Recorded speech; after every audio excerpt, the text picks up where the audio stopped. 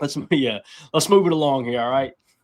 Let's talk a little Matthew Golden. I put this little stat out there. Wes Hodkowitz got my gears turning a little bit. He says per the Packers dope sheet, Matthew Golden is averaging a league best. I repeat, a league best. That means all wide receivers. 23.6 yards receiving on third/fourth downs.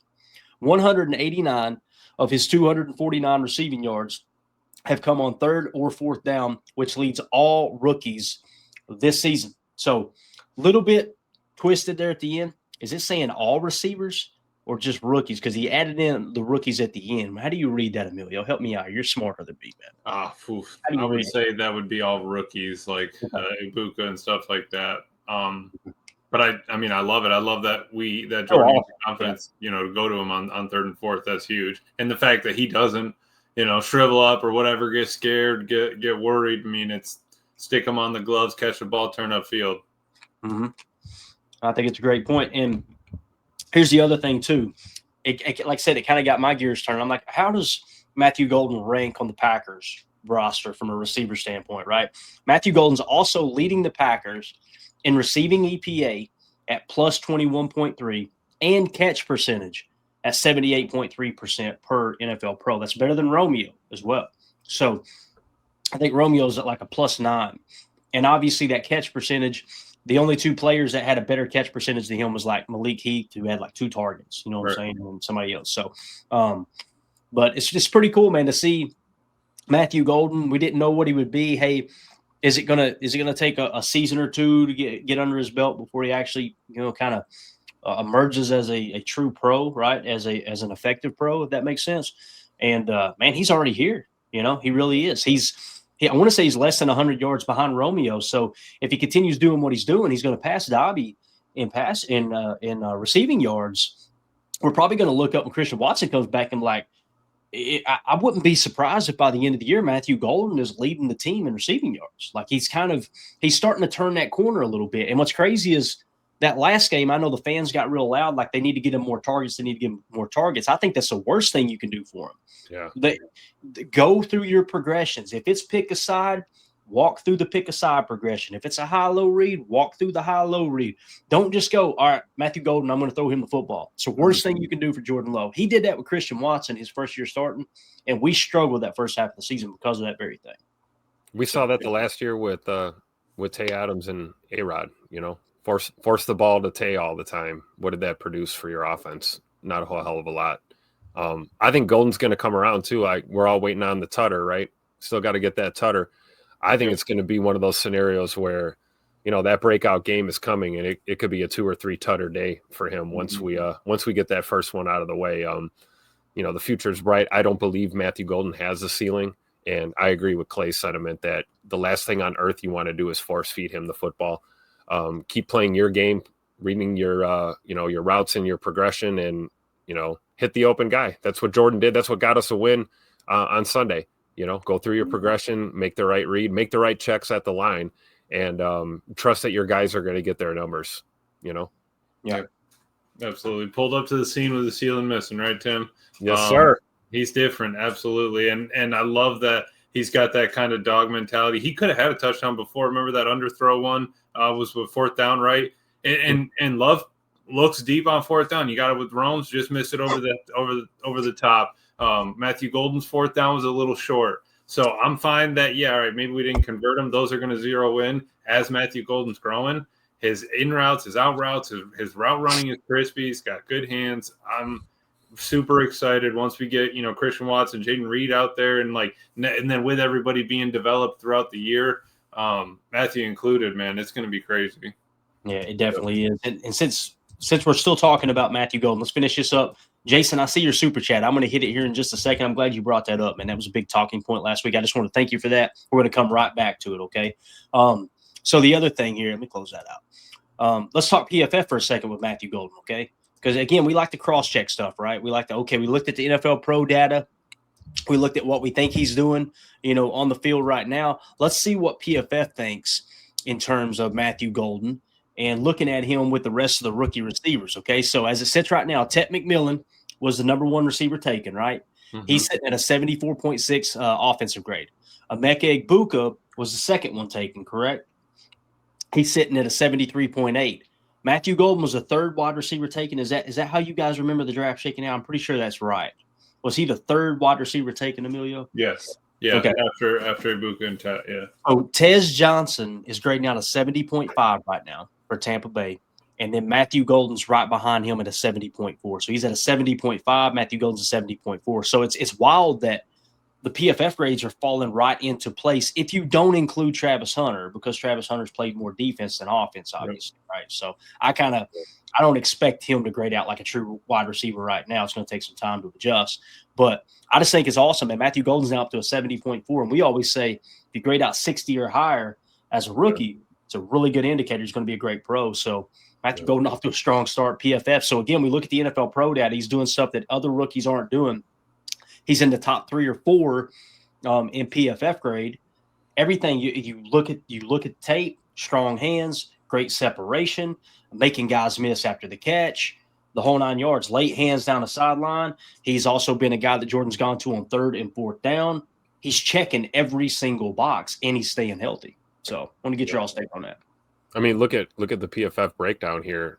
In my opinion, he might as well be tied for 3rd with Tez Johnson. I mean, flip a coin. They're basically right there, give or take a few. Obviously, Matthew Golden with the lower run blocking grade, but as long as he gets in the way enough on a run play, that's all we need, right? We don't expect MG to be blocking guys to the water cooler.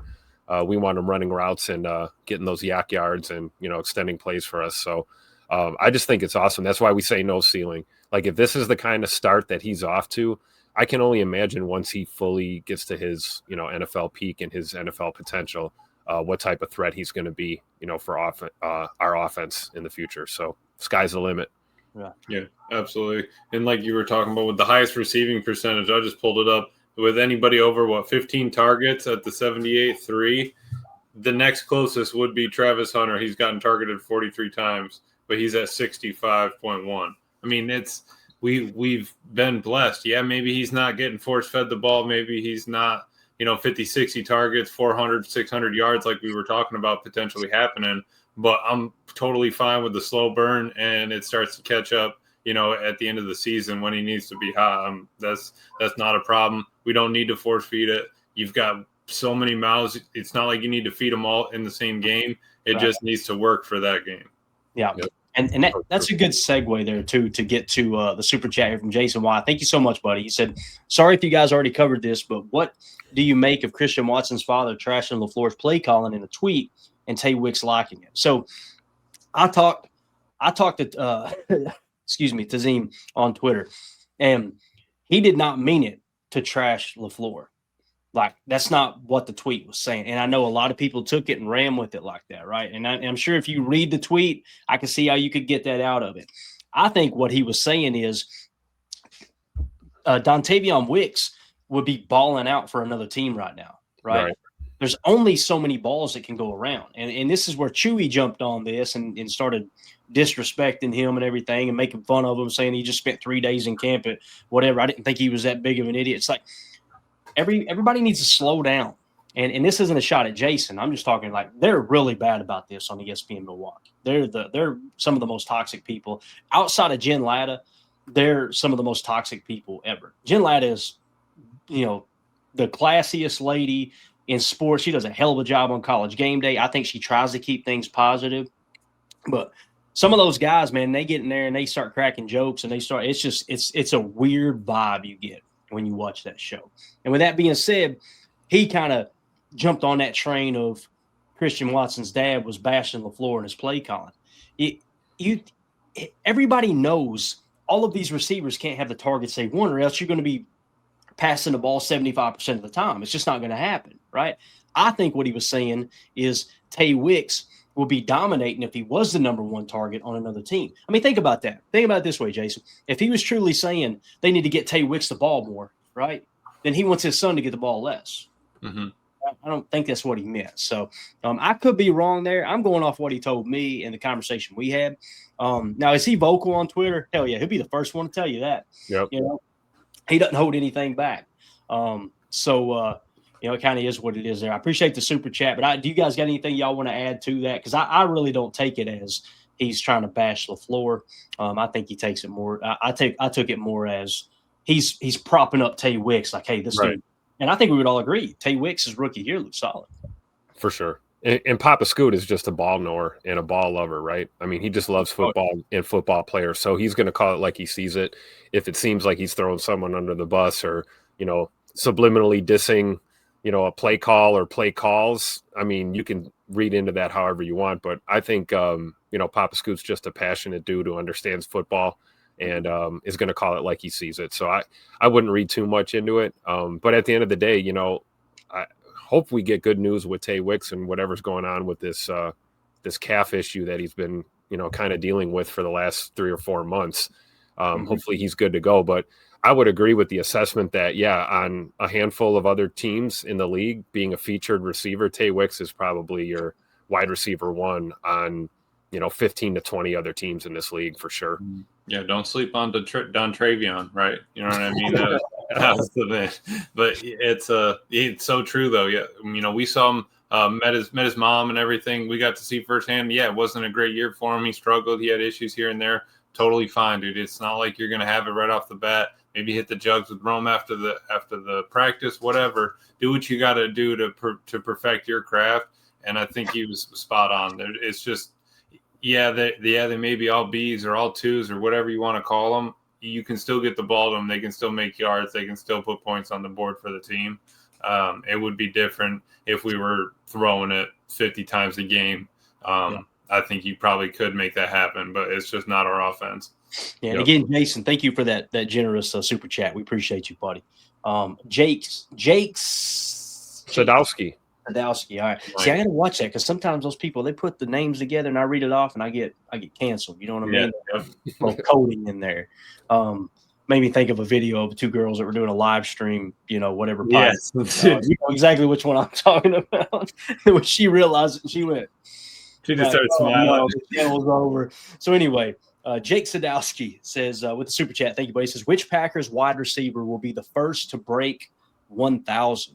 Rome in the house, watch your mouth. I think that would be the safest bet, but it seems like the more time goes along, I kind of feeling like Matthew Golden might do it. My vote would have been Jaden Reed, to be honest with you. I was going to say Bird before the injury for sure. Right, definitely. So, and how cool is that? We can make a case for 3 different receivers, right, Tim? That could potentially go for 1,000. You guys talk about that for a second. I'm going to go grab another cough drop so I don't bother y'all. Well, we could get Scoot back before you know it, right, Emilio? And I mean, Scoot could have a couple 150+ yard games and be in the conversation before you know it, real quick, depending on how quickly he hits the ground running coming off of the injury, right? Absolutely, got a little ramp up here. You got to figure out where he's at, comfort wise. It seems like the way he's running that he's not thinking about it, but man, I'm telling you, that first time you're in a game, it just feels a little different. You can't practice that. Looking up some of the yards, Tim, I have Tucker Kraft leading in yardage at 326. Okay. Wow. Rome's in the house at 306. And then Matthew Golden at 249, just shy of 250. Wow. Josh Jacobs fourth at 179 and Don Travion Wicks at 134. So really we got to look at the wideouts though, right? Because that's Jake's question, wide receiver. Exactly. Wide. But it's so true because we got Tuck Norris, we got Josh Jacobs, guys that are, not wide receivers that are contributing, but I think that's pretty close battle there with Rome. I think you're right though, just in the way that, if he had caught that one deep ball on 4th down, he's probably at 350, pushing 400. I think maybe he gets looked at 35% of the time if Rome or if Matthew's getting looked at 30%. You get that one extra look or two. I would think I'd probably put my money on Rome, but man, Matthew Golden can have a couple explosives, have another 100-yard game, and he's off to the races. So true. Yeah. And I think I heard y'all talking about Tucker Kraft leading the way, right? Do y'all think Tucker could crack 1,000? You think that's realistic? Yeah, absolutely. Yeah. That's realistic. So that might be the answer, right? Yeah, that's possible. But that's where Tim was saying. But we'll take 750 and like 15 touchdowns this year too. We'll take it. Absolutely. Give me the points. I want to go. Give me the go. Jake, appreciate you, buddy. Coach Lynn says we need to throw more. Sheesh. Hey, I'm seeing a lot of that on X. People talking like that, like, hey, Why aren't we throwing the ball more? Why aren't we throwing the ball more?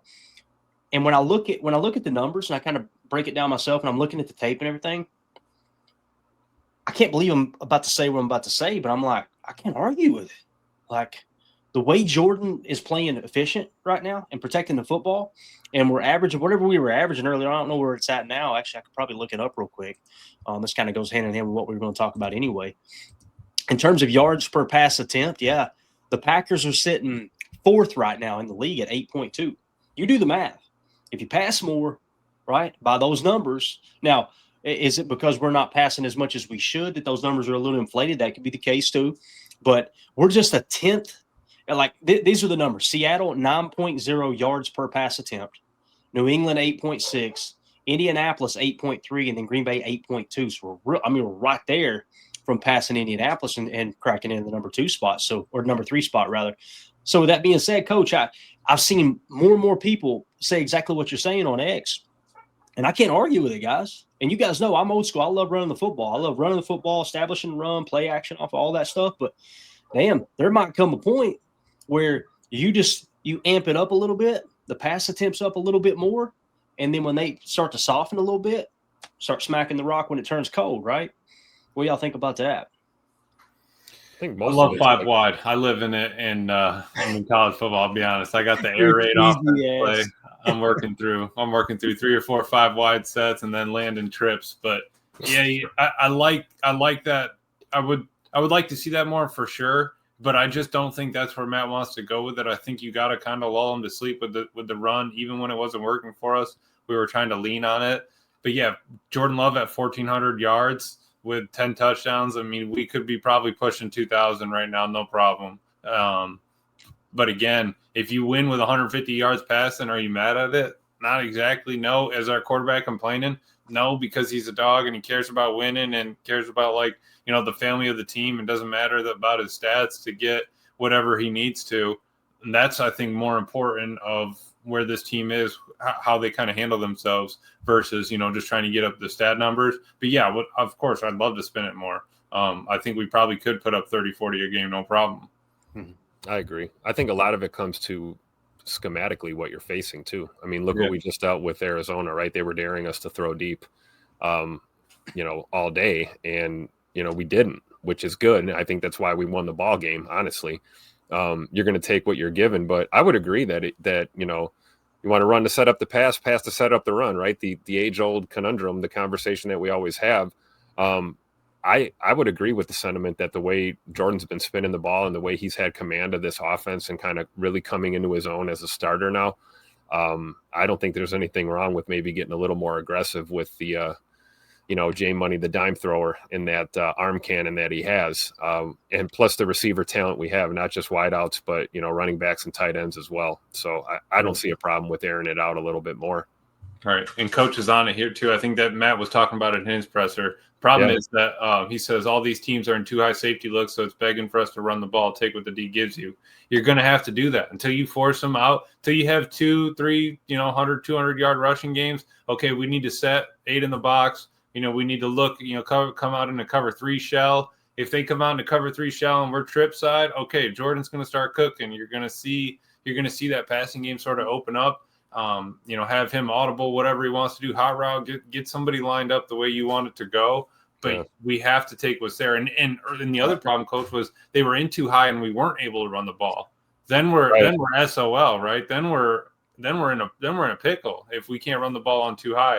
It has to happen. It has to keep churning out. Or you get the defenses that'll show you too high, and then post snap, you go from middle field open to middle field close, and next thing you know, you're throwing into a buzzsaw. So you got a couple of seconds to make a decision. It's so true. Yeah, and we got Pittsburgh coming up here, right? And just want to mention this real quick. Pittsburgh's passing defense in yards per pass attempt, they're 17th in the league at 6.6. Wow. This might be a pass-heavy game. Let's see what they're doing against the run, because I thought they were worse against the run. They did not look good last week against the run. Against the run, Pittsburgh is because they were tough. They're at 20th.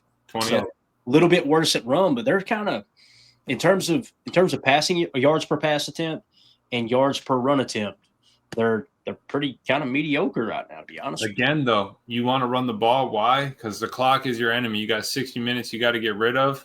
It's a lot easier to run the ball and turn it down the field. If you're going up against Aaron Rodgers, how often do we want him on the field? How long do you want him on the field? Last game, they had 20 more plays than us, right? And so it's like your defense is out there getting gassed. How much can your offense help by playing the long game of the game of football, right? How much can you help just by killing some clock? Yeah, and it's also worth noting, you see that number, okay, we're good to pass on them, right? They're actually tied for third best in takeaways per game at 1.7. So you got to be aware of that. They will, if you lose the turnover differential, you guys know how I feel about that. The cards are stacked against you. So, yeah, lean into the run this week, right? And don't be afraid to throw the football either, though. That's for sure. So, got a couple questions here. IROC in the chat says, do you think we'll get C-Watt, talking about Christian Watson, back next home game or at Pittsburgh? I think he's going to play in Pittsburgh. What do you guys think? I'm kind of feeling like it's going to be Pitt. They'll definitely have to activate him, right? Because that window's coming to a close. I think he'll play in Pittsburgh. I think he was close last week, to be honest with you. I think he'll be at least dressed for Pittsburgh and on the field. Jen Wright was talking about this too. Like, how many snaps do you want to give him in his first day active, right? Somewhere 10. In that, 5 to 10 mark, see how he feels. Mm-hmm. But I would anticipate Pittsburgh. I mean, the home game coming up is after against Carolina. That'll be the 1923 throwback game at Lambeau. So hopefully Scoot is out there in Pittsburgh this weekend, I think, at least in a limited fashion. It'd be good to see him just suited up, playing ball again, getting up some reps. Yeah, we don't need to force him crazy, but I'll take a little eye candy out there. Run a couple deep routes, get your full stride back, run up against a different person other than somebody on your team. So I mean, think about it. Scoot's been going up against the Packers since December of last year. He hasn't gotten any enemy little shoves, bumps, all that stuff. Put him on 9 routes all day. Let him just drag safety help over, right? And they're gonna want to test him, right? They're gonna want to see how that knees feel. I mean, not go after him, but they're gonna want to say, hey, can he take a hit? How's he feeling? Is he ginger on it? Is he trying to protect it? Is he dropping before, falling before, whatever? So that's so true. That's going to be the first thing we're looking for, right? A completion, and then taking a hit or getting tackled and seeing how he pops up. You got to get that first one out of the way. It's been a long time since he's seen some live game action for sure. Jason Y in the chat says, with so many targets, is it possible the reason why Jay Love sometimes misses his throws is because they all move differently with different speeds? Absolutely. We sit at home and we watch these games on the couch, and we see him overthrow Romeo Doubs by 1.5 yards. Boy, Love's off today. He's off today. Think about hitting Romeo on a post and then trying to adjust to hitting 4.29 40 Matthew Golden on a go. That's a big difference. Yeah, and remember, you're not throwing to a player. You're throwing to where your player is going to be, right? You're throwing to a space. It's difficult. While getting smacked in the mouth by a 320-pound defensive lineman, right? The whole 9 yards. Again, and I know everybody's got to deal with the same thing. I got you. I'm not trying to make excuses, but Jason, I think you're spot on, man. And look at the discrepancy between our receivers, right? Like Romeo Doubs is not a speed receiver, right? Mm-hmm. He's a good route runner, great hands type receiver, right? So he's that quintessential X that plays in the phone booth. You got Matthew Golden. I just caught the ball. You got Matthew Golden. Every time you hit that, I think I did something wrong with my computer. I'm like, oh God, what happened? You got Matthew Golden, quick twitch, right? It's probably a lot harder. Not a lot harder. It's a lot different timing up a slant from Matthew Golden as it is from Tay Wicks, right? Because Tay Wicks he's got a real quick twitch as well. But you got Matthew Golden with top end speed, so you got 3 different receivers with 3 different gears, 3 different skill sets. Yeah, I think it's a real thing, and that's why the chemistry is such a big thing, right? Getting on the same page with your receivers, and then on top of that, Jason, just to expound upon it, then you throw in the choice route aspect, where you got to be on the same page with the receiver that you're reading the same defense when they run the choice routes, right? Mm-hmm. And so, yeah, it's just I think it's a lot tougher than most of us give credit. And listen, I'm as aggravated as any fan when they miss on one of those shot plays, right? Yeah, it's part of it. So, no, I get it absolutely, but I mean, again, he's also thrown it to 12 different targets this season. So, yeah, there's a lot of options out there, and then you got to keep spreading it around. Mm-hmm. Yep. His receiving is tough. All right, man. I think I'll put y'all through this misery long enough. We'll probably wrap it up here in just a second. I'm over here chomping on Got some good cough drops over there. Hall's a Ricola, Clay. These are the what we got here. Let's see what we got going on here. We got vitamin specials. Hall's vitamin C drop sponsor the show. Yeah. So, yeah. And you gotta do what you gotta do to make it. And we got the boomstick. You guys don't know what the boom stick is. Y'all ever seen these, man? Oh yeah, that'll get you breathing right pretty quick. I got quite the sore throat right now. I hit that thing a second ago, and Lord have mercy, it lit me on fire. I was like, what? Just like the boom boom sauce at Culver's, man. That's the good stuff right there. Emilio eats more than anybody I know. Tim and Emilio. I remember one time we got ready to do a live show, and Tim said, "Oh man, I'm so full." I'm like, "What'd you have for dinner?" He said, "I ate like a half a chicken." I'm like, "I hate y'all. I'll never gain a pound." He ate a half a chicken. I ate 3 cheese sticks, and I'm, running around with 3 chins. It's unbelievable. Let's end it with something fun here, real quick. Just a quick little video. Tim,